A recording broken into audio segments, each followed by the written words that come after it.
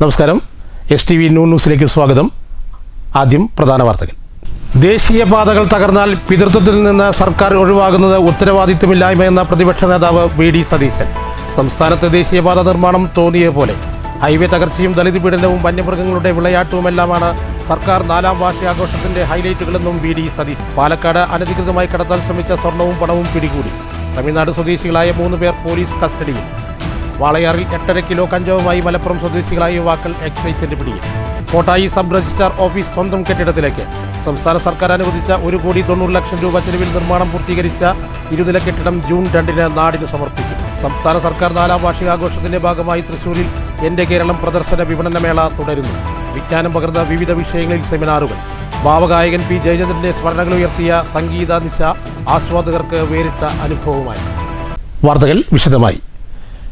ദേശീയപാതകൾ തകർന്നാൽ പിതൃത്വത്തിൽ നിന്ന് സർക്കാർ ഒഴിവാകുന്നത് ഉത്തരവാദിത്തമില്ലായ്മയാണെന്ന് പ്രതിപക്ഷ നേതാവ് VD സതീശൻ. ഒരു തരത്തിലുള്ള ഉത്തരവാദിത്തമില്ലാത്തതാണ് സംസ്ഥാനത്തെ ദേശീയപാതകളുടെ നിർമ്മാണമെന്നും VD സതീശൻ പാലക്കാട്ട് ആരോപിച്ചു. ഒരു തരത്തിലുള്ള ഉത്തരവാദിത്വവുമില്ലാതെയാണ് സംസ്ഥാനത്ത് ദേശീയപാതകളുടെ നിർമ്മാണമെന്ന് പ്രതിപക്ഷ നേതാവ് ആരോപിച്ചു. ഹൈവേ അതോറിറ്റിയുമായി ഒരു തരത്തിലുള്ള കോർഡിനേഷനുമില്ല. പാലാരിവട്ടം പാലത്തിന്റെ അപാകതയ്ക്കെതിരെ സമരം ചെയ്തവർ ദേശീയപാതകൾ തകർന്നു വീഴുമ്പോൾ മൗനത്തിലാകുന്നത് വിചിത്രമാണ്. വന്യമൃഗ ആക്രമണം കേരളത്തിൽ വാർത്തയല്ലാതായി. വന്യമൃഗശല്യം തടയാനായി സർക്കാർ ഒന്നും ചെയ്യുന്നില്ല. മലയോരങ്ങളിൽ താമസിക്കുന്നവരെ വന്യമൃഗങ്ങൾക്ക് സർക്കാർ ഭക്ഷണമാക്കുകയാണ്. സർക്കാർ ഉണ്ടെന്ന് വരുത്തി തീർക്കാൻ ഓരോ വകുപ്പിനും വേണ്ടി ലക്ഷങ്ങൾ ചെലവഴിച്ച് പരസ്യം നൽകുകയാണിപ്പോൾ. സർക്കാർ ജീവനക്കാർക്കും കരാറുകാർക്കും പാചക തൊഴിലാളികൾക്കും വരെ സർക്കാർ നൽകാനുള്ളത് 100 കണക്കിന് കോടികളാണ്. ഖജനാവ് കാലിയല്ലെങ്കിൽ എന്തുകൊണ്ട് ഇത് നൽകുന്നില്ലെന്ന് VD സതീശൻ ചോദിച്ചു. കേരളത്തെ കടക്കെണിയിൽ മുക്കിയതാണ് ഇടതു സർക്കാരിന്റെ ഭരണ നേട്ടമെന്നും പ്രതിപക്ഷ നേതാവ് ആരോപിച്ചു. പരസ്യമല്ലാതെ ഈ ഗവൺമെന്റ് മികച്ചതാണ്, ഈ മന്ത്രി മികച്ചതാണ്, ഈ വകുപ്പ് മികച്ചതാണ്, ഈ സർക്കാർ ഗംഭീരമാണ് എന്ന് പരസ്യമല്ലാതെ വാർത്ത വരുത്തുന്ന രീതി മാധ്യമങ്ങളെ കൊണ്ട് പണം കൊടുത്ത് ചെയ്യിപ്പിക്കുകയാണ്. പരമ്പരാഗതമായ സംവിധാനങ്ങളിൽ മറ്റ് സംസ്ഥാനങ്ങൾ ആധുനികമായ സങ്കേതങ്ങൾ കണ്ടെത്തുന്നുണ്ട്. ആധുനികമായ സങ്കേതങ്ങൾ, കാരണം വന്യമൃഗങ്ങളുടെ മൂവ്മെന്റ്സ് അറിയാം. ആ മൂവ്മെന്റ്സ് അറിഞ്ഞിട്ട് അവരെ തിരിച്ചോടിക്കാൻ, ശബ്ദമുണ്ടാക്കി വെളിച്ചമുണ്ടാക്കി തിരിച്ചോടിക്കാനുള്ള സംവിധാനങ്ങൾ ചെയ്യുന്നുണ്ട്. ഇതൊന്നും കേരള ഗവൺമെന്റ് ചെയ്യുന്നില്ലല്ലോ. 4 കൊല്ലമായിട്ട് അലോക്കേഷൻ ഉണ്ട്, പക്ഷെ പൈസ ചെലവാക്കുന്നില്ല. ഖജനാവ് കാലിയാണ്. അതിന്റെ ദുരിതം ഈ ജനങ്ങൾ കൂടി അനുഭവിക്കുകയാണ്. കേന്ദ്രത്തിന്റെ നിയമത്തിന്റെ ഭേദഗതി വരുത്തണം എന്ന് നമ്മുടെ MP-മാരടക്കമുള്ള ആളുകൾ ആവശ്യപ്പെട്ടിട്ടുണ്ട്. അതുകൂടി വരണം തീർച്ചയായിട്ടും. പക്ഷെ അതുകൊണ്ട് സംസ്ഥാന സർക്കാർ ചെയ്യേണ്ട പ്രാഥമിക കാര്യങ്ങൾ ചെയ്യാതിരിക്കുന്നത് ശരിയാണ്. News bureau, Palakkad. LDF സർക്കാരിന്റെ ജനവഞ്ചന ആരോപിച്ച UDF-ന്റെ കരിദിനാചരണം.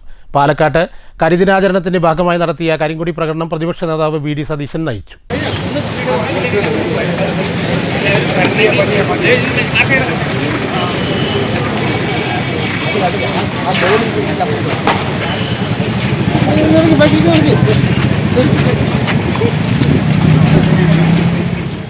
സംസ്ഥാനത്തെ പൊതുകടം ഉയരുമ്പോഴും സപ്ലൈകോയിൽ അവശ്യ സാധനങ്ങൾ ഇല്ലാതിരിക്കുമ്പോഴും സർക്കാർ ധൂർത്ത് നടത്തുന്നുവെന്ന് ആരോപിച്ചാണ് UDF കരിദിനാചരണം സംഘടിപ്പിച്ചത്. സർക്കാരിൻ്റെ 4ാം വാർഷികം കൊടിയ ധൂർത്താണെന്നും UDF ആരോപിച്ചു. 5 വിളക്കിന് സമീപത്തു നിന്ന് ആരംഭിച്ച കരിങ്കൊടി പ്രകടനം നഗരം ചുറ്റി സ്റ്റേഡിയം സ്റ്റാൻഡിൽ സമാപിച്ചു.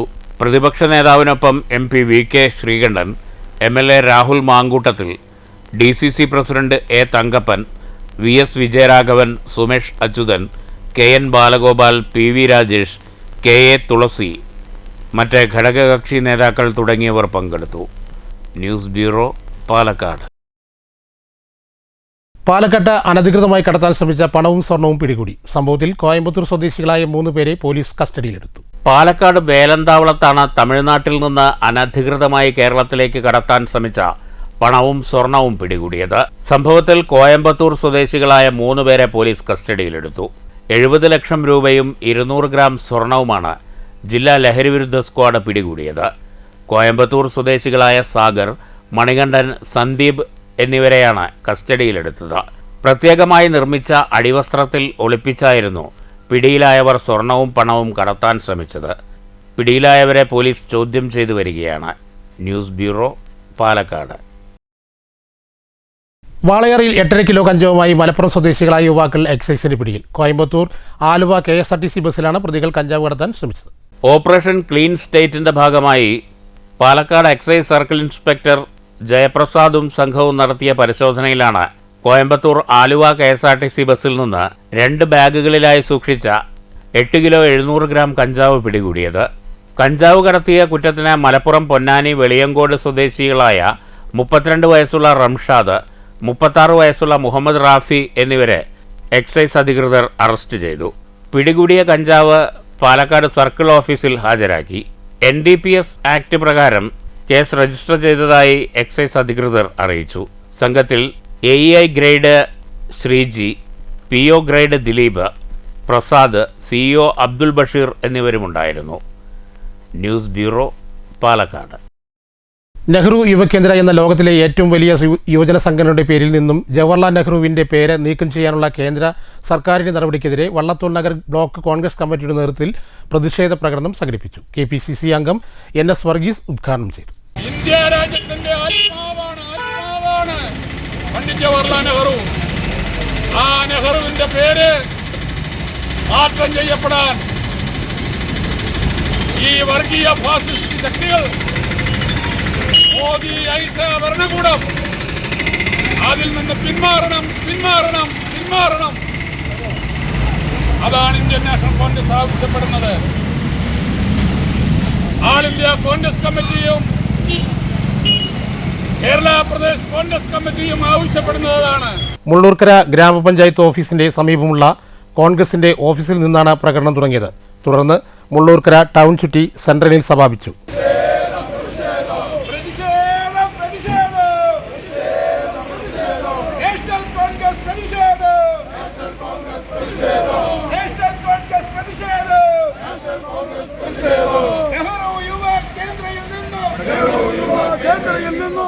തുടർന്ന് നടന്ന പ്രതിഷേധ യോഗത്തിൽ block Congress president PI Shanavas അധ്യക്ഷത വഹിച്ചു. മുൻ block Congress president Narayanankutty, block Congress vice പ്രസിഡന്റുമാരായ മുഹിയുദ്ദീൻ, സുലൈമാൻ, OU ബഷീർ, സെക്രട്ടറിമാരായ PT തമ്പിമണി, മണ്ഡലം പ്രസിഡന്റുമാരായ Prakashan, Mahesh Veluthedath, AA Musthafa, PT Jaison, professional Congress ജില്ലാ കമ്മിറ്റി അംഗം ഷമീർ, മണ്ഡലം യൂത്ത് കോൺഗ്രസ് പ്രസിഡന്റ് ശ്രീയേഷ്, അർഷാദ് തുടങ്ങിയവർ സംസാരിച്ചു.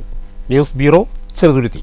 തൃശ്ശൂരിൽ നടക്കുന്ന എൻ്റെ കേരളം പ്രദർശന വിപണന മേളയുടെ ഭാഗമായി വനിതാ ശിശുക്ഷേമ വകുപ്പ് സംഘടിപ്പിച്ച സെമിനാർ ശ്രദ്ധേയമായി. ജനാധിപത്യ ശിശു പരിപാലനം എന്ന വിഷയത്തിലായിരുന്നു സെമിനാർ.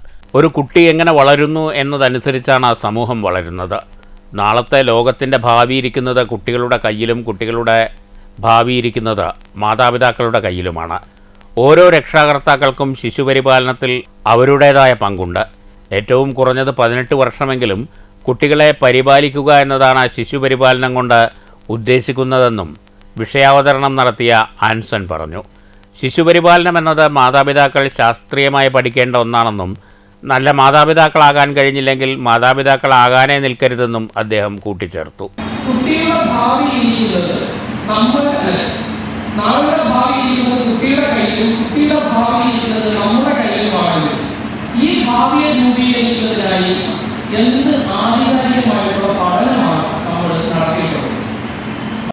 അപൂർവമായിരിക്കും നമ്മളൊക്കെ എങ്ങനെ മാതാപിതാക്കളാകുന്നത്.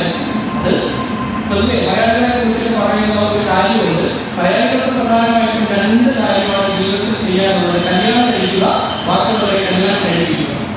നമ്മൾ കുട്ടിയെ ഉണ്ടാക്കുന്നതോ കുട്ടിയെ പഠിപ്പിക്കുന്നതോ കുട്ടിയെ വളർത്തുന്നതോ കുട്ടിയെ ജോലി വാങ്ങിച്ചു കൊടുക്കുന്നതോ എന്തിനു വേണ്ടിയാണ്? കുട്ടിയെ കല്യാണം കഴിപ്പിക്കാൻ. നമ്മൾ പഠിച്ചതോ നമ്മൾ കാര്യങ്ങൾ ചെയ്യുന്നതോ ജോലിക്ക് പോകുന്നതോ എന്തിനു വേണ്ടിയാണ്? കല്യാണം കഴിക്കാൻ. ഒരുപക്ഷെ ജീവിതത്തിൽ ഏറ്റവും കൂടുതൽ നമ്മൾ കേട്ടിട്ടുള്ള ചോദ്യങ്ങൾ ഒന്നെന്ന് പറയുന്നത് കല്യാണമായില്ലേ.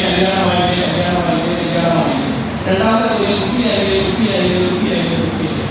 തൃശൂർ ജില്ലാ ഭരണകൂടവും വനിതാ ശിശുവികസന വകുപ്പും കനൽ NGOയും ചേർന്ന് സ്കൂളുകളിൽ നടപ്പാക്കുന്ന പാരന്റ് അപ്പ് ക്യാമ്പയിൻ ജൂണിൽ ആരംഭിക്കും.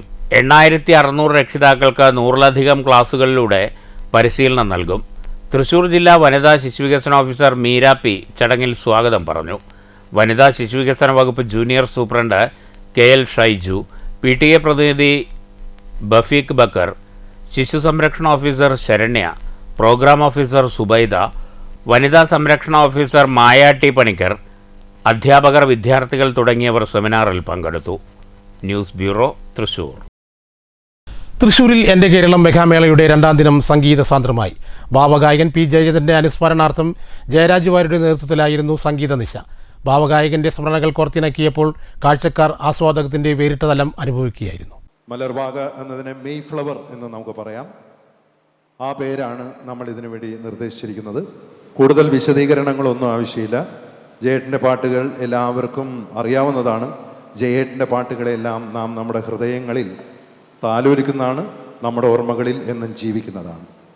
1965 എന്ന വർഷത്തിലാണ് മലയാളികൾ ഹൃദയത്തോട് ചേർത്ത് നിർത്തിയ പി ജയചന്ദ്രൻ്റെ ഹിറ്റ് ഗാനങ്ങൾ കാഴ്ചക്കാരുടെ മനസ്സിൽ വേനൽ മഴ പോലെ പെയ്തിറങ്ങി. സംഗീത സാന്ദ്രമായ രാവ് ആയിരങ്ങൾ ഏറ്റുവാങ്ങി. പി ജയചന്ദ്രൻ്റെ ഓർമ്മകളുടെ ലോകത്തേക്കുള്ള സംഗീത യാത്രയായി മാറി ഓരോ ഗാനവും. തേക്കിൻകാട് മൈതാനം പി ജയചന്ദ്രൻ്റെ ഓർമ്മയുടെ പൂരപ്പറമ്പായി മാറി.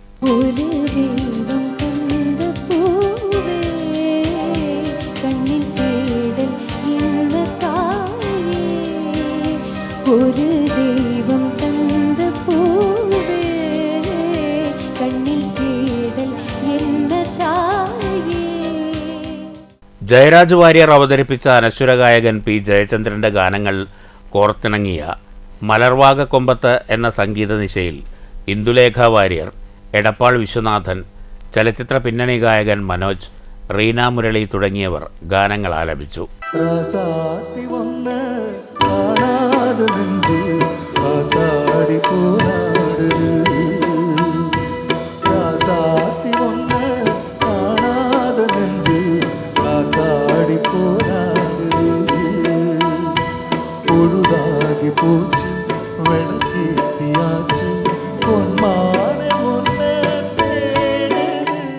കലാപരിപാടികൾ അവസാനിച്ചിട്ടും ഏവരുടെയും മനസ്സ് സ്വരമാധുര്യത്തിൻ്റെ ആസ്വാദനത്തിൽ തന്നെയായിരുന്നു. പ്രായവ്യത്യാസമില്ലാതെ എല്ലാവരും അനശ്വര ഗാനങ്ങളെ നെഞ്ചോട് ചേർത്തു. News bureau, Thrissur. Kottayi sub registrar office സാക്ഷാത്കാരം. ജൂൺ 2 മന്ത്രി കടന്നപ്പള്ളി രാമചന്ദ്രൻ കെട്ടിടം നാടിന് സമർപ്പിക്കും. സംസ്ഥാന സർക്കാരിൻ്റെ 1,90,00,000 രൂപ ചെലവഴിച്ച് ആധുനിക സൗകര്യങ്ങളുള്ള ഇരുനില കെട്ടിടമാണ് രജിസ്ട്രാർ ഓഫീസായി നിർമ്മിച്ചിട്ടുള്ളത്. 2009 മുതൽ കോട്ടായിൽ പ്രവർത്തിക്കുന്ന സബ് രജിസ്ട്രാർ ഓഫീസിന് സ്വന്തമായ സൗകര്യപ്രദമായ കെട്ടിടമെന്ന ആശയത്തിന് സാക്ഷാത്കാരം. 16 വർഷമായി കോട്ടായി സർവീസ് സഹകരണ ബാങ്കിൻ്റെ വാടക കെട്ടിടത്തിൽ പരിമിതമായ സൗകര്യത്തിൽ പ്രവർത്തിച്ചു വരുന്ന ഓഫീസിന് സ്വന്തം കെട്ടിടം പൂർത്തിയായതിൽ സന്തോഷത്തിലാണ് നാട്ടുകാർ. പണി പൂർത്തീകരിച്ച കെട്ടിടം ജൂൺ 2 മന്ത്രി രാമചന്ദ്രൻ കടന്നപ്പള്ളി നാടിന് സമർപ്പിക്കും. സംസ്ഥാന സർക്കാരിൻ്റെ 1,90,00,000 രൂപ ചെലവഴിച്ചാണ് ആധുനിക സൗകര്യമുള്ള ഇരുനില കെട്ടിടം നിർമ്മിച്ചിട്ടുള്ളത്. താഴത്തെ നിലയിൽ office, file room, staff room, സന്ദർശക മുറി, ഫീഡിംഗ് റൂം, ശുചിമുറി, 1ാം നിലയിൽ റെക്കോർഡ് റൂം, ശുചിമുറി എന്നിവയാണുള്ളത്. കോട്ടായി 2 വില്ലേജിലെ വറോഡിൽ 11 സെന്റിലാണ് കെട്ടിടം പണിതിട്ടുള്ളത്. കോട്ടായി 1-2, കുത്തന്നൂർ 2, പെരിങ്ങോട്ടുകുരിശി 1-2, മാത്തൂർ 1-2, പറളി 2, മങ്കര എന്നീ 9 വില്ലേജുകളാണ് കോട്ടായി സബ് രജിസ്ട്രാർ ഓഫീസിൻ്റെ പരിധിയിൽ വരുന്നത്. കെട്ടിടത്തിൻ്റെ ഉദ്ഘാടനത്തിന് വിപുലമായ സംഘാടക സമിതി രൂപീകരിച്ചു. സംഘാടക സമിതി രൂപീകരണ യോഗം PP സുമോദ് MLA ഉദ്ഘാടനം ചെയ്തു. പഞ്ചായത്ത് പ്രസിഡന്റ് A സതീഷ് അധ്യക്ഷത വഹിച്ചു. Block panchayat president TK Devadas, block panchayat അംഗം K Kunjalakshmi, panchayat vice president CR Anitha, പഞ്ചായത്ത് സ്ഥിരം സമിതി ചെയർപേഴ്സൺമാരായ TR മഹേഷ് കുമാർ, രാധാമോഹൻ, V വിനീത, പഞ്ചായത്ത് അംഗങ്ങളായ S Geetha, M Radhakrishnan, MR Rajitha എന്നിവർ സംസാരിച്ചു. News bureau, Kottayi. മനസ്സിലെ നന്മ വറ്റിയിട്ടില്ലാത്ത മനുഷ്യരുടെ വിശേഷങ്ങൾ പങ്കിടാൻ അവൻ അറബിക്കടലിന് മുകളിലേക്ക് ചിറകടിച്ചുയർന്നു. തൃശൂർ അഴീക്കോട് കടലിൽ മത്സ്യബന്ധനം നടത്തുകയായിരുന്ന തൊഴിലാളികൾക്ക് അവശനില ലഭിച്ച കടൽ പക്ഷി പരിചരണത്തിൻ്റെ 60 ദിവസത്തിന് ശേഷം ആരോഗ്യത്തോടെ സ്വതന്ത്രനായി. 35 നോട്ടിക്കൽ മൈൽ അകലെ കടലിൽ വലയിടുകയായിരുന്ന വള്ളക്കാർക്കാണ് മാസ്ക്ഡ് ബൂബി എന്ന ഇനത്തിൽപ്പെട്ട പക്ഷിയെ കഴിഞ്ഞ മാർച്ച് 19 ലഭിച്ചത്. പറക്കാൻ കഴിയാത്ത വിധം ക്ഷീണിതനായിരുന്നു പക്ഷി. മത്സ്യത്തൊഴിലാളികൾ വനം വകുപ്പ് റെസ്ക്യൂവർ കണ്ണൻ അഷ്ടപതിക്ക് പക്ഷിയെ കൈമാറി. കൊടുങ്ങല്ലൂർ വെറ്റിനറി പോളിക്ലിനിക്കിൽ നടത്തിയ പരിശോധനയിൽ പക്ഷിക്ക് ഡയേറിയ ബാധിച്ചതായി കണ്ടെത്തി. തുടർന്നുള്ള ചികിത്സയും പരിചരണവും കണ്ണൻ അഷ്ടപതി തന്നെ ഏറ്റെടുത്തു. 2 മാസത്തെ ചികിത്സയ്ക്കും പരിചരണത്തിനും ശേഷം ആരോഗ്യം വീണ്ടെടുത്ത പക്ഷിയെ കടലിൽ തന്നെ വിട്ടയച്ചു.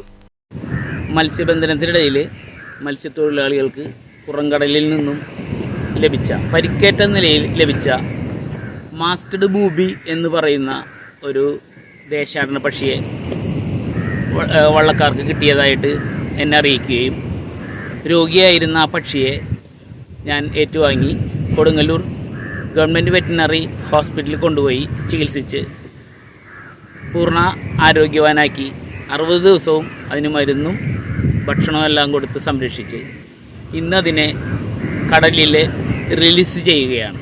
News bureau, Thrissur. മോഹൻലാലിന് ജന്മദിന സമ്മാനമായി പ്ലാവിൻ തോപ്പിൽ ചക്ക ചിത്രമൊരുക്കി ചിത്രകാരൻ ഡാവിഞ്ചി സുരേഷ്. വിവിധ ഇനങ്ങളിലും നിറങ്ങളിലുമായുള്ള ചക്കച്ചുള, ചക്കക്കുരു, ചക്കപ്പോള, ചക്കമടൽ തുടങ്ങി ചക്കയുടെ വിവിധ ഭാഗങ്ങൾ കൂട്ടിച്ചേർത്താണ് മോഹൻലാലിൻ്റെ മുഖം സുരേഷ് ഒരുക്കിയത്. 65-ാം വയസ്സ് തികയുന്ന മലയാളത്തിൻ്റെ സൂപ്പർ താരം മോഹൻലാലിൻ്റെ ചിത്രം ചെയ്തിരിക്കുന്നത് 65 ഇനം പ്ലാവുകളുള്ള തോട്ടത്തിന് നടുവിലാണെന്നതാണ് ചിത്രത്തിൻ്റെ സവിശേഷത. പശ്ചാത്തലത്തിൽ പച്ചയും മഞ്ഞയും ഓറഞ്ചും നിറങ്ങളിലുള്ള പ്ലാവിലകളും കൊണ്ട് അലങ്കരിച്ചാണ് ചിത്രം തയ്യാറാക്കിയത്.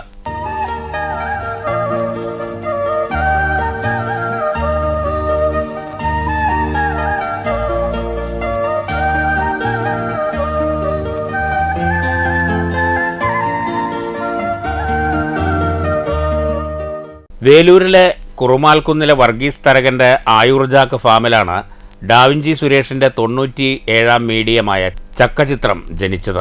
8 അടി വലിപ്പത്തിലും 2 അടി ഉയരത്തിലും തട്ടുണ്ടാക്കി തുണി വിരിച്ച് അതിൽ മോഹൻലാലിൻ്റെ മുഖം സ്കെച്ച് ചെയ്താണ് ചക്കച്ചുളകൾ നിരത്തിയത്. UN അവാർഡ് നേടിയ കേരളത്തിലെ ആദ്യത്തെ പ്ലാവിൻ തോട്ടമായ ആയുർജാക്ക് ഫാമിലെ തൊഴിലാളികളും ക്യാമറമാൻ സിംബാദും സുഹൃത്തുക്കളായ റിയാസ് മാടവനയും സെയ്ദ് ഷാഫിയുമാണ് ഡാവിഞ്ചി സുരേഷിന് സഹായികളായി ഉണ്ടായിരുന്നത്. 5 മണിക്കൂർ സമയമാണ് ഇതിനായി ചെലവഴിച്ചത്. ഏകദേശം 20 ചക്കയോളം ഉപയോഗിച്ചു.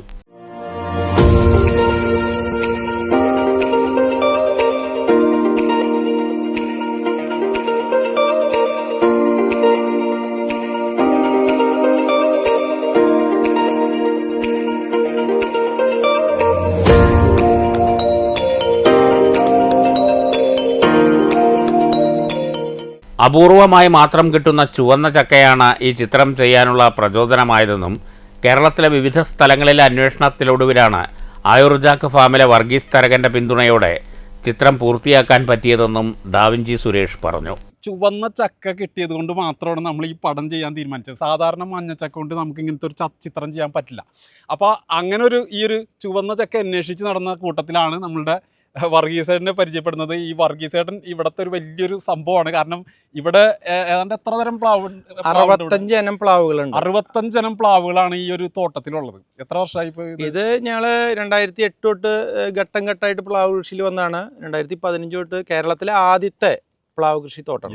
കേരളത്തിലെ ആദ്യത്തെ പ്ലാവ് കൃഷി തോട്ടം മാത്രമല്ല, ഐക്യരാഷ്ട്രസഭയുടെ ഇന്റർനാഷണൽ വാട്ടർ സസ്റ്റൈനബിലിറ്റി അവാർഡ് കിട്ടിയ തോട്ടം കൂടിയാണ്. എൻ്റെ തോട്ടത്തിൽ അദ്ദേഹത്തിൻ്റെ ജന്മദിനത്തിന് ഒരു വർഷം മുന്നേ ഞാൻ 64-ാം ജന്മദിനത്തിന് ഞാൻ ഒരു പ്ലാവ് വെച്ച് മോഹൻലാൽ അവറുകളുടെ പേരിൽ പ്ലാവ് വെച്ചിട്ടുണ്ട്.